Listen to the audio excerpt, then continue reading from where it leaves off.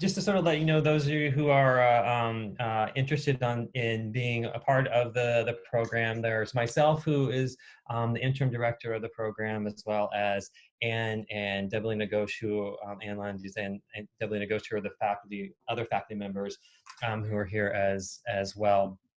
What I'd like to start off is just to kind of talk a little bit about the program, give you a little bit of information about the courses, the timeline of the program, and then really give you all an opportunity to ask questions that you might have about the program, what it looks like, what the philosophy is, etc., and any kind of things you might have, and also give opportunities to ask financial aid questions, admissions questions, etc.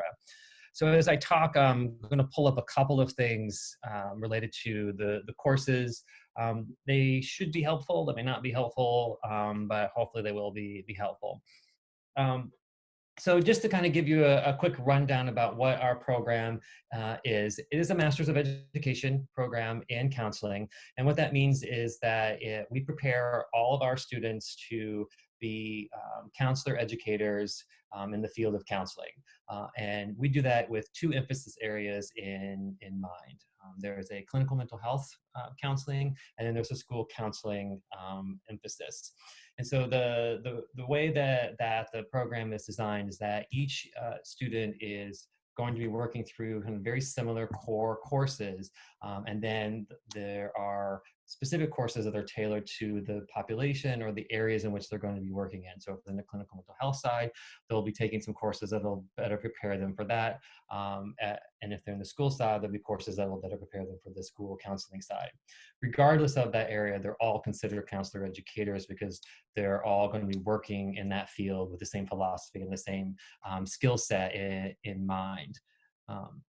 So let me throw up this. Let me throw up the curriculum so you can kind of see what some of the courses are. So the emphasis in the clinical mental health counseling, in both cases, the programs have 60 credit hours.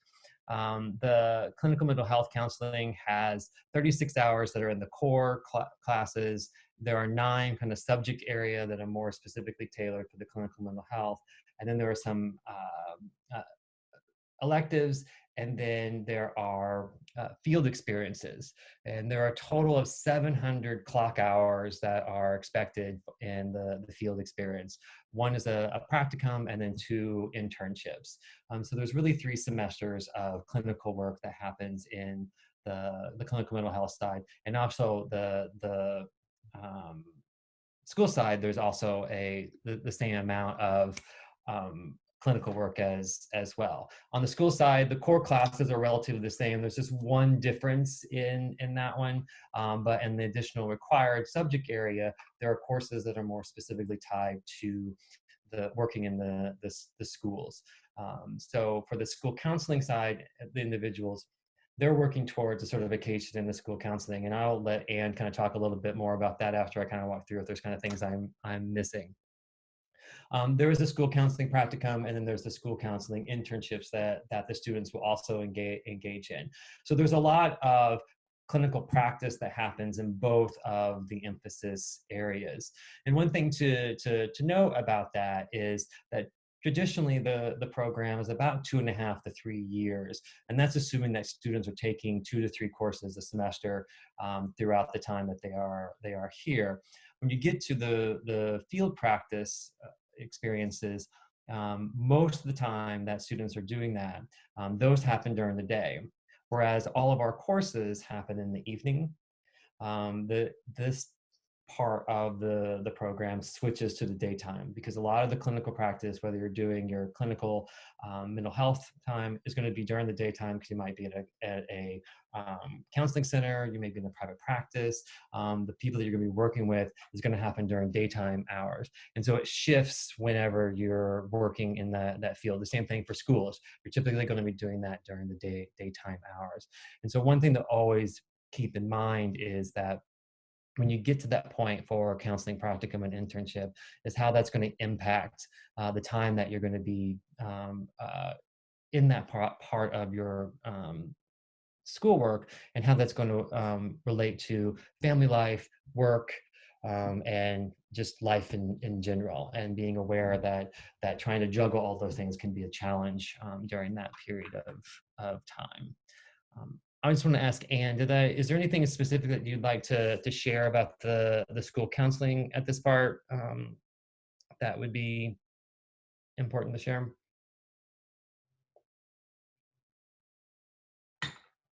Have several classes that focus truly on school counseling and what it's like to work in a school. If you haven't been an educator before, it's a whole new world for you. So we work to get you prepared to be a part of a school faculty.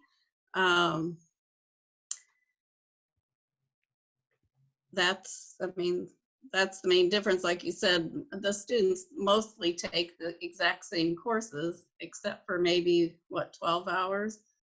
Yes, 12 hours. Yeah. And so they're equally qualified, but then you kind of branch off to your interest area. Thank you. I also want to show you a plan of study. So this is kind of a typical plan of study that someone who is doing a clinical mental health, the clinical mental health program. So looking at going across the 2.5 years, what students would generally take in each semester. So whether they're starting in the fall or they're starting in the spring. And so traditionally our classes are taught in a sequential developmental process. But certainly there are things that change throughout the semesters. If course load or the number of students in to take a class changes, we may see a couple of things that change during that time. During the summer, students take less classes than they do during the fall and spring semesters. Typically, they only take 2 classes as opposed to 3 in the regular semesters. And during the time that they're doing internship, typically they're only taking 1 class, but usually they'll take another 2 classes with those. So that's the clinical mental health. And then let me show you the thing for the plan of study for the school counseling. Who said Sean? I think your screen is frozen, and I think somebody else is going to say that too. Yeah. Well, let's see what's happening here. I didn't want to speak up because I thought it was mine, but so I just assumed I was blotted out. Let me stop share and let me start over again. Let me try this again. All right. How about that? Can we see that again? Yes. Okay. Patience is my word du jour. All right, so this is the clinical mental health plan. So this is what it looks like when for the 2.5 year. And again, depending on how many courses a student takes, will kind of determine how long that they will go through the program. And typically, students will take three courses throughout the entire each semester. But sometimes students will take 2 a semester, just kind of depending on what they what kind of time frame they have. And as they're in the evening, they run from 5:15 to 7:30, and then 7:45 until 10 o'clock. So it can be kind of long nights if you are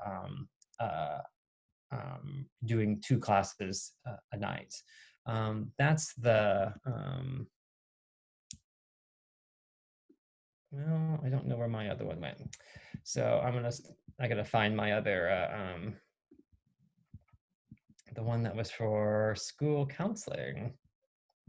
I've now lost it.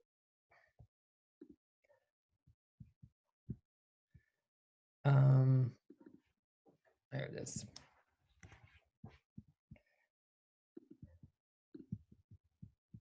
And so this is what it looks like for school counseling. So they're somewhat similar in that they have the same core classes, but then depending on the semester, you'll start seeing some differences where you're taking the specific school counseling classes.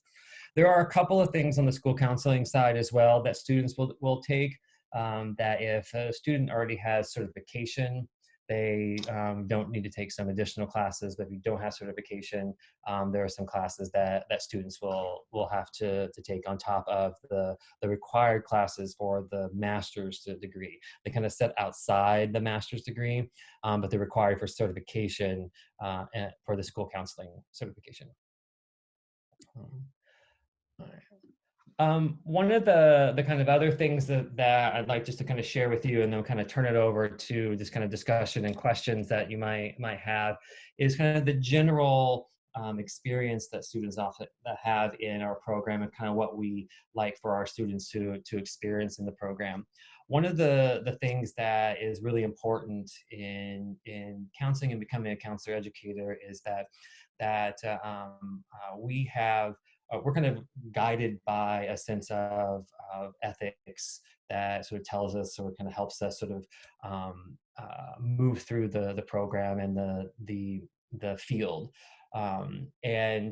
Because of that, we do a number of things in the program to kind of make sure that students get to where they need to in order to be successful. So in our program, we do a lot of self-reflection, we give a lot of feedback, and there are a lot of places that we do what we call gatekeeping, in terms of doing assessments and kind of checking in to make sure that students are making adequate progress. So there are certain courses that exist that students have to perform at certain levels in order to continue on in the program, and make sure that they are making adequate progress, which is also why we try to have the program be sequential and developmental, so that they're doing things before they're doing sort of the beginning skills before they're doing the more advanced skills. So as students are engaging in practicing their counseling skills, we give a lot of feedback you're getting feedback from peers, you're getting feedback from faculty, you're getting feedback from the individual instructor, but you're getting feedback from the other faculty as well. And we're always checking in with all faculty to see how students are doing. You learn a lot about yourself. You learn a lot about how you are and how you interact in the world, and how that may impact what you do when you work with clients.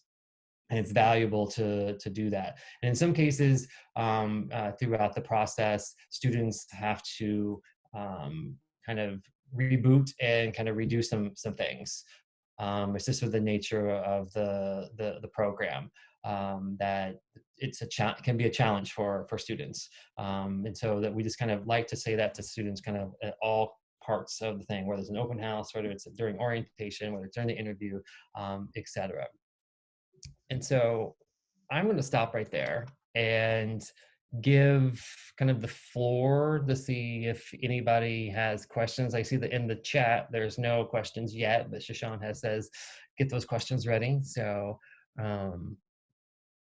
if folks have questions, you can direct them to me, or to Anne, or to Develina, or to any of the other financial aid or admissions people that are on board as well.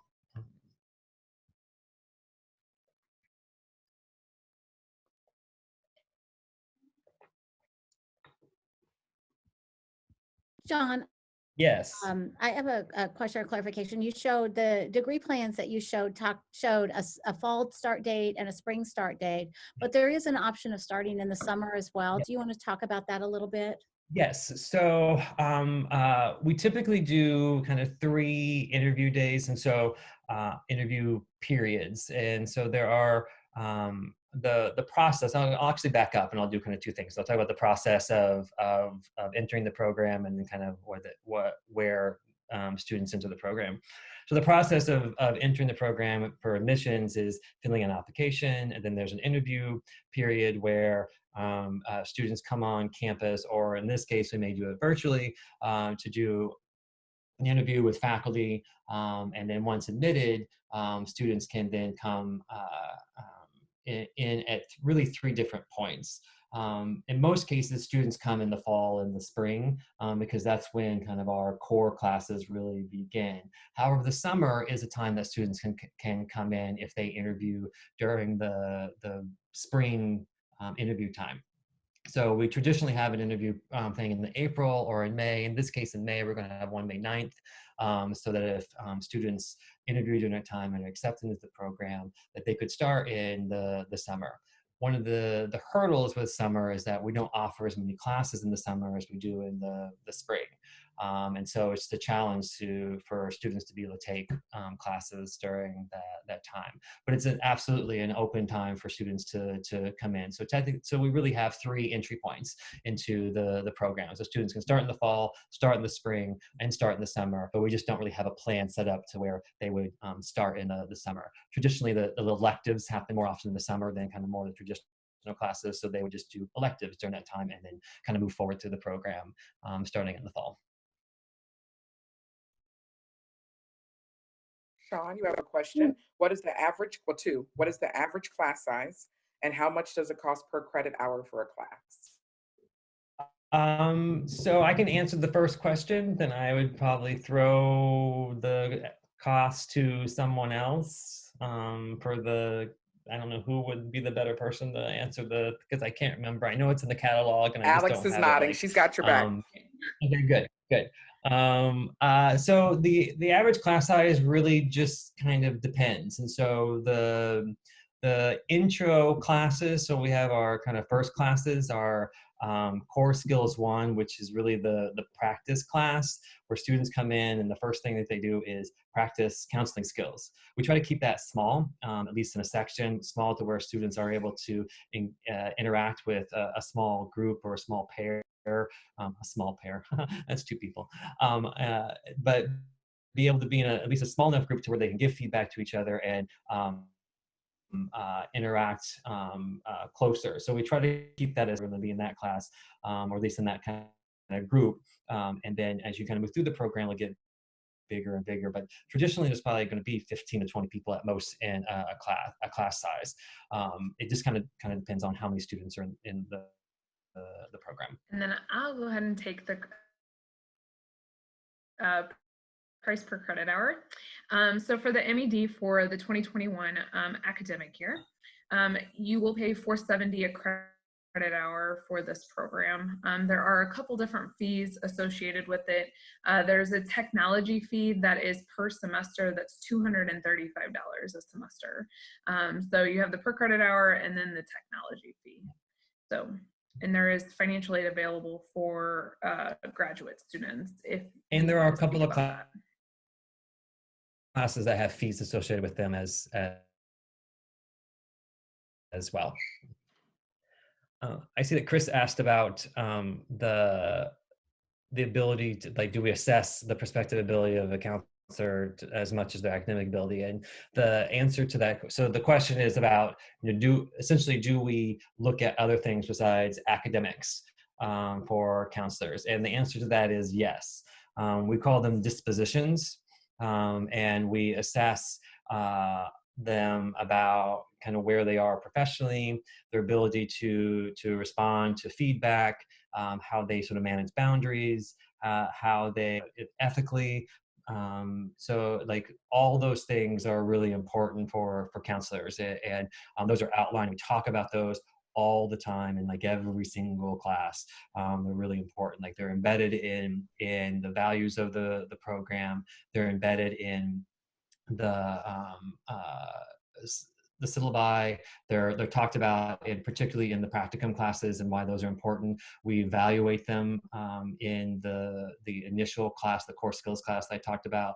We have an evaluation that we use that we do evaluate them on those dispositions, and then we also do it at the end when they're in practicum and internship.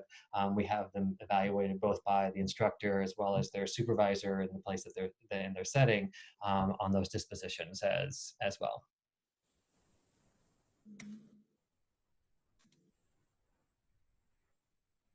And then I see someone asked about the application what the application process looks like. That's from Shannon. I wonder, can Xander? Absolutely. So the application process is, as Sean's kind of referenced, there are the pieces that go through admissions, and then the ultimate piece really is the interview. But the admissions part, there's an application form online, and then there are a series of additional documents and steps that a student would need to take.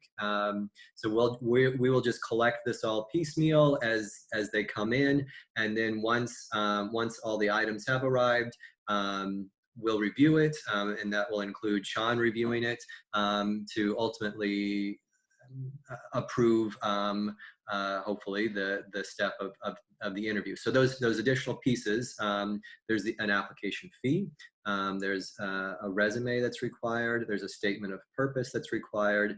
We would require all college transcripts, official copies of college transcripts. There's a background check, and then there are 3 recommendations that would be a part of that.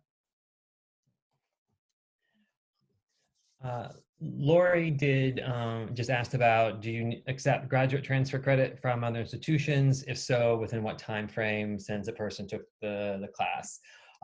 So the short answer is yes, we do. And it depends on what kind of transfer credit that we're talking about. So if a student does not have a master's degree, we only take 9 credit hours. And if a student already has a master's degree, we can take up to 24 credits of transfer. There is a time limit in terms of whether or not they have to audit a class, but not necessarily retake a class. So I believe it's 5 years. I think it's 5 years. Leslie's nodding her head, yes. So it's 5 years that they have to they will have to audit the class, and really that's just because there are certain things that in some classes there are certain things that just kind of evolve naturally. There are some things where like laws change. There are some things where practices change, and so we want students to be up to date on those things. But we also don't want to penalize them for already taking the majority of the bulk of the theory or whatever it is. But we want them to be refreshed. The interview, so what does the interview look like? So the interview is generally a group interview. It is, I'm going to kind of talk about it as if it is in person. What it's going to look like virtually, I don't really know yet. I'm going to figure that out at some point. So typically it has 3 parts. There is a kind of group interview part where 2 faculty members and then the interviewees, usually depending on how many people we have, it's either in one group or it's in multiple groups, and we do it in a rotation. But about 4 to 5 people at a time are asked a series of questions. And then the second part is a multicultural diversity discussion related to a video, and it's a reaction and just discussion to the video and talking about what was viewed and how it relates to counseling. And then there's a writing prompt that 3 different questions that students write about. And in that case, that we're looking at dispositions, we're looking at writing, we're looking at a number of different things related to the student. And of course, the academics also come into play with the GPA and everything that's coming in through the application process itself. There's not really anything that I think that people can really do to prepare for it other than being yourself. And coming and being just your genuine, authentic self in the moment, because ultimately that's what we expect counselors to be authentic when they're meeting with clients.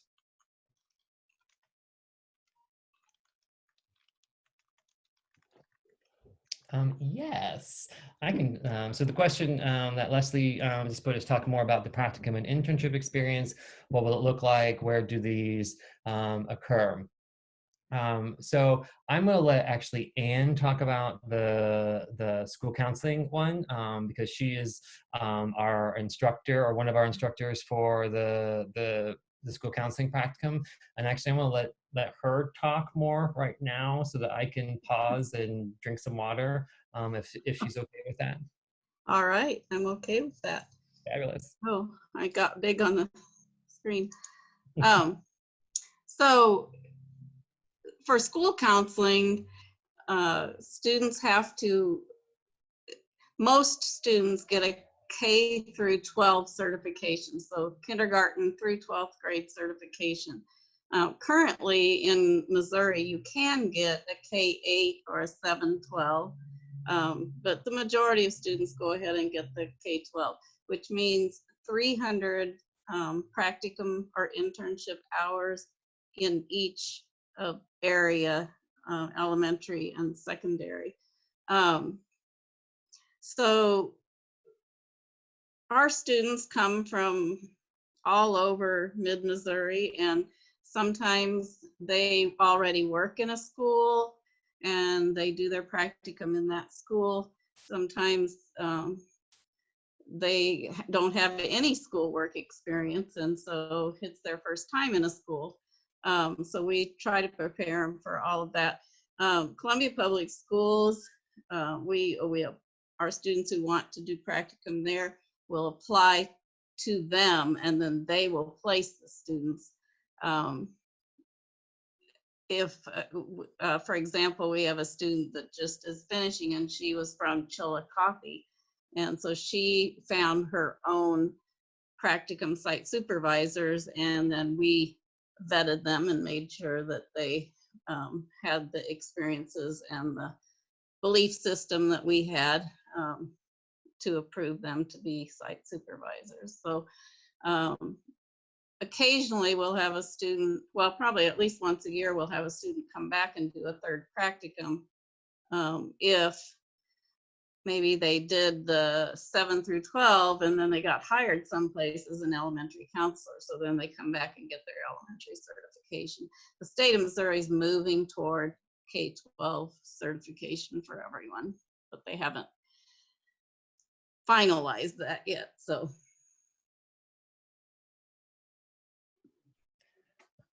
on the clinical mental health side, the process is a little more individualized, where the students are required to do it pretty much on their own with our assistance. And so we have a list of places that students have typically gone to, or places where there are supervisors, or places that have taken our students and have been able to provide the experiences that we are necessary for our students to be successful. And so there are certain stipulations that the supervisor has to have certain qualifications, the setting has to have certain experiences, they need to be able to allow the students to gain hours, etc., for them to be able to complete the practicum and the internship experience. Depending on if it's a practicum or depending on the internship, means how many hours they have to collect over the course of the semester.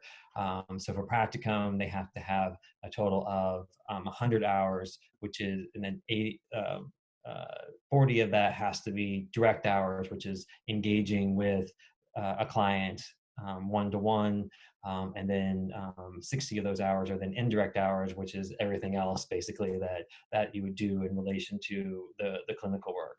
An internship, it's a total of 300 hours, and it's 120 hours that a student has to do that's called direct hours, and then 180 that is indirect hours. And so if a setting can't meet that for the student, then we're not going to be able to place them there, because they're not going to be able to complete the hours in order to get all of the required amount of time that they need in order to be successful in internship or practicum. And so there's sort of some vetting that happens through that process as well, particularly if it's a new location or a new supervisor that students want to engage with. So typically there's a lot of word of mouth, or like students just kind of go in the same places that others do, but they will go to private practices. So we have a lot of private practices that our students will go to. There's some community centers that students will go to. We have some students that will be placed in the counseling center at Stephens and work with our college students as our undergraduate residential college students. Right now, I've got a couple of students who are working with children in like non-directed play therapy. I have some that are working in private practice, and some that have been at Stephens as well. So like they have a lot. There's a variety and a potential for a lot of variety in terms of what students will have. But typically, they'll start off in one setting and stay all the way through. So there's not really any shifting that happens. There was a question, Sean, can a student complete both the CMHS and the school counseling program? So technically there is not really a way to do both. And so ultimately the students are all counselor educators no matter what. And the way that the laws are written for school counseling is that in order to be certified in school counseling, you have to take all these very specific classes that we have designated as the classes to meet those requirements. And so if they don't take those classes, they're not able to be certified. And so if they're on the school emphasis, that's the only way that they can get that. So if they're, but if they do that, they're still an MED in counseling, and technically they can still get an LPC with that degree as well. Great, thank you. If you're comfortable, feel free to unmute yourself and you can ask your question. I was gonna mention also, when you talk about 300 hours per semester, that sounds pretty overwhelming. But it is 60% direct hours or 60% indirect hours and 40% direct hours. So you can count professional development, you can count your classes, support system types of things that you do with schools. So it doesn't mean that you're spending 300 hours each semester at your site. You can get those hours other places. So it sounds daunting, but it isn't quite as much so.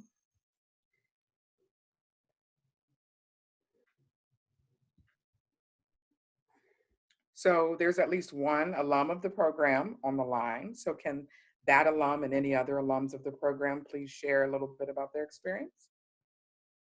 Xander? Sure thing.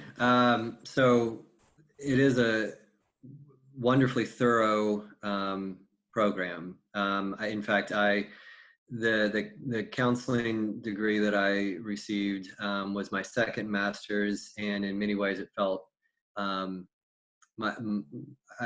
loved my first master's experience, but the counseling one just was more thorough. There was more meat to it, and every faculty member that I interacted with, that I had class with, just really was an expert in their area, and was accomplished, and many were still most all were still practicing in their fields, and so when it came time to do the required steps for earning that certification, whether it was the various tasks in the school counseling process or taking the NCE for the on the clinical mental health side, I felt wonderfully prepared, and passed. I won't say passed easily, but it felt like there was never a doubt as to whether or not that was going to happen for me and for my peers and classmates. The classroom discussions, I mean, obviously most of these classes are very discussion oriented, and there are the occasions when the discussions turn a little personal, because that's the nature of what we're dealing with, what you're wanting to be your profession is being comfortable with personal feelings and emotions. And yet that was always handled appropriately. And it felt like a very safe space. And it really helped, not only in a kind of educational way, me learn about the profession of counseling, but it taught me things about myself, taught me things about human nature, taught me things about society. So it was an invaluable experience, and a wonderful education. Thanks, Sander. Absolutely. More questions?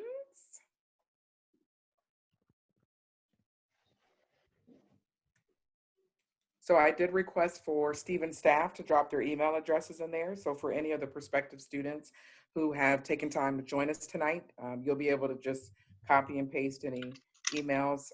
If you have something that's very personal to follow up with and you don't want to do it in the chat, we totally respect that.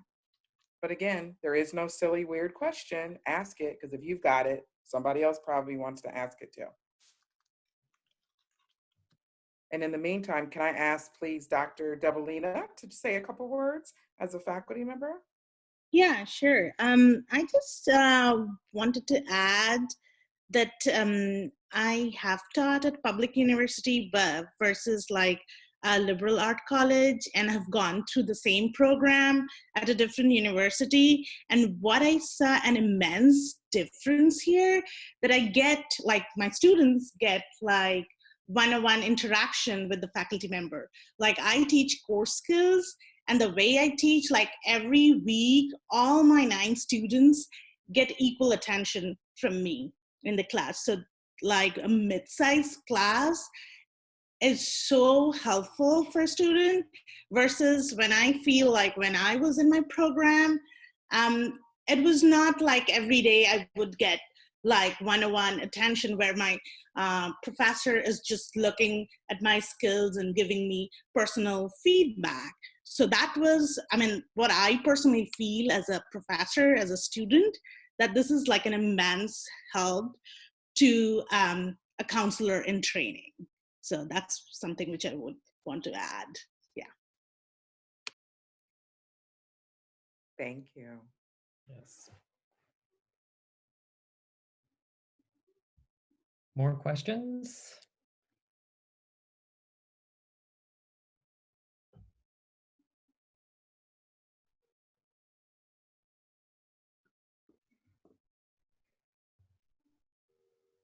Okay, so as you feel comfortable, will our faculty members just share a little bit of your journey?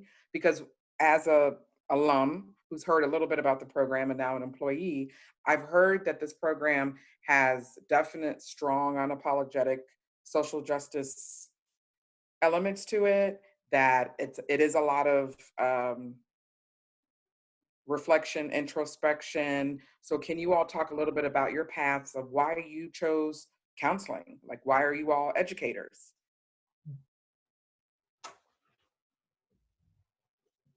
I'll let the others go first.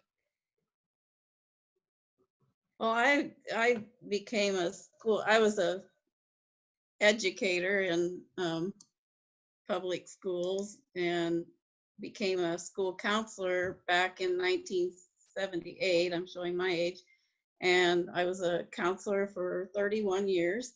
And I was in Sedalia, Missouri, which is about 60 miles from here, for 12 years. And then I was in Columbia for the rest of the time.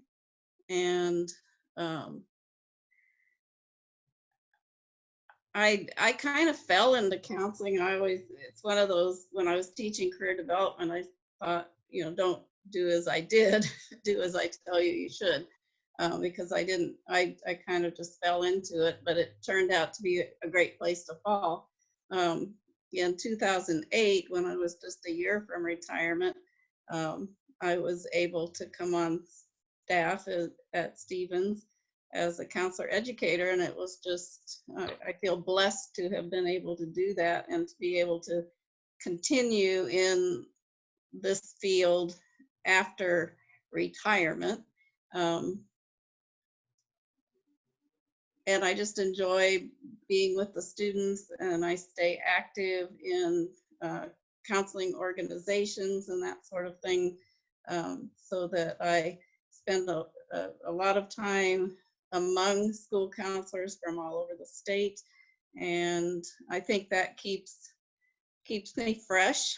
I work for Columbia Public Schools in their secondary summer school program, which is a delight right now because I'm making summer school classes for May, June, and July online. But that keeps me in touch with the school counselors in Columbia. And I just think that personal experience in the schools has certainly made me qualified and better counselor educator for our students. Thank you, Anne. Dr. Debalina? Okay. Yeah, so what I strongly feel is I actually grew up with this profession, I feel. I started seeing clients at an age of 21. So I feel old now, huh? I started seeing clients back in India, and I got my degree in master's in clinical psych when I was 23.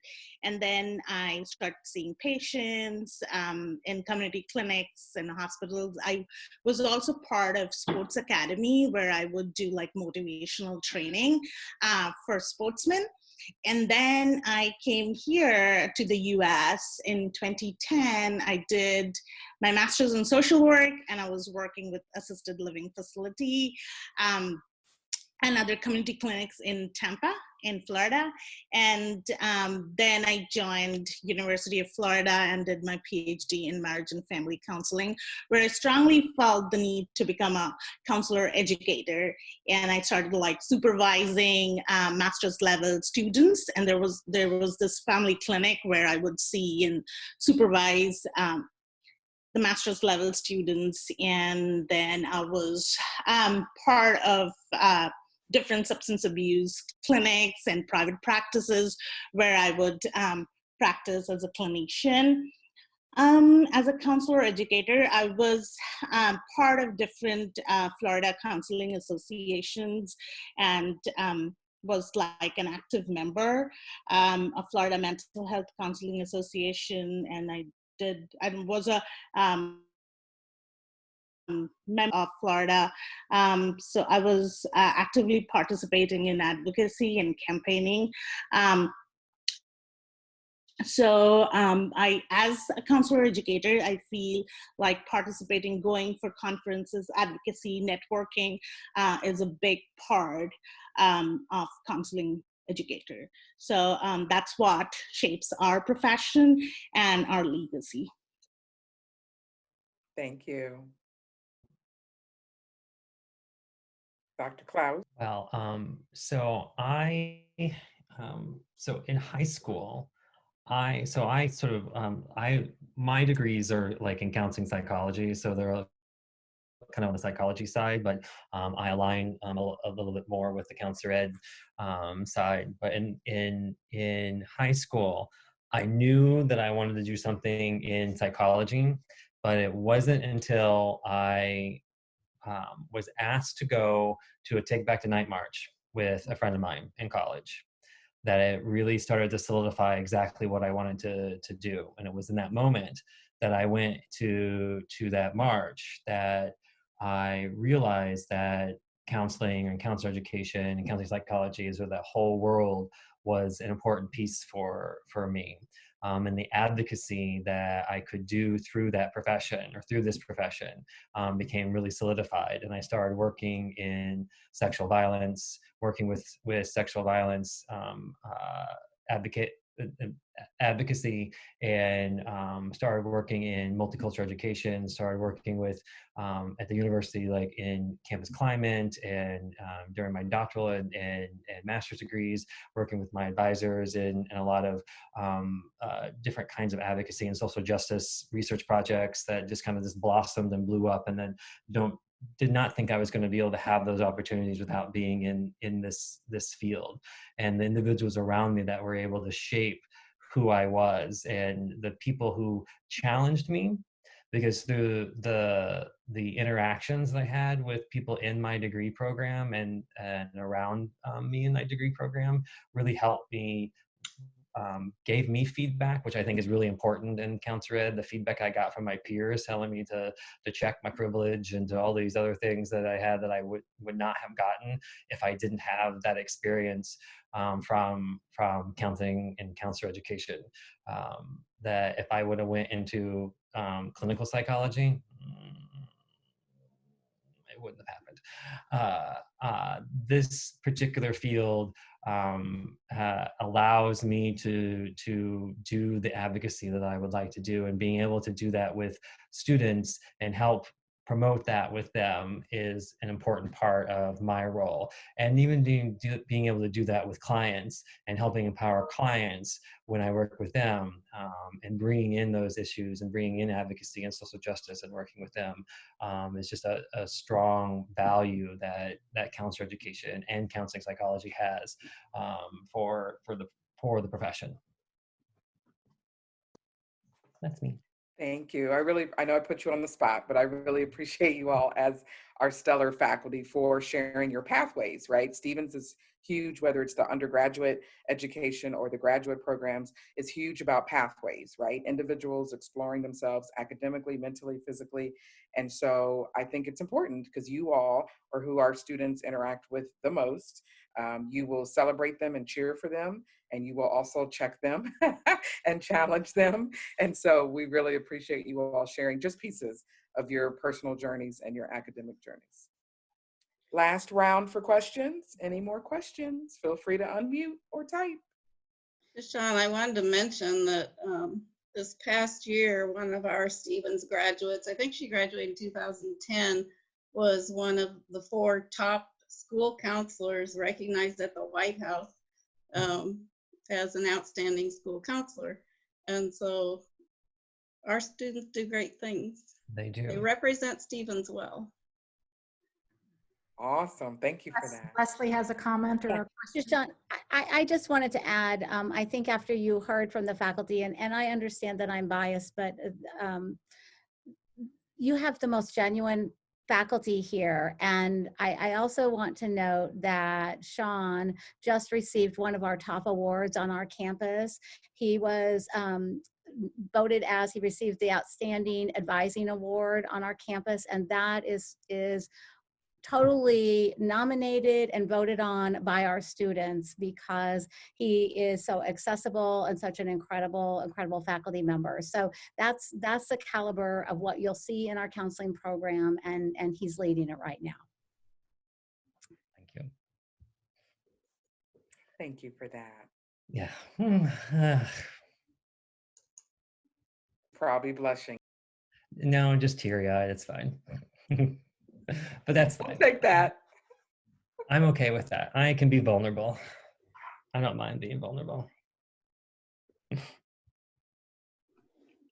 Okay, so I don't want to badger you all. Going once, going twice. I'm gonna pause. I just want to say thank you for sharing, because of course it makes me think of the reasons why I want to move forward with counseling. And I just, I think I just was born into the role as mediator for the people around me. And I denied that trait and that ability until others pointed out, my community, it was like, hey, like, you actually blessed me, you actually helped me grow. And like, even though it hurt to point at that, bloom, help others bloom and grow. And I'm looking forward to entering back into education and learning. So thank you. Thank you for sharing. That was lovely.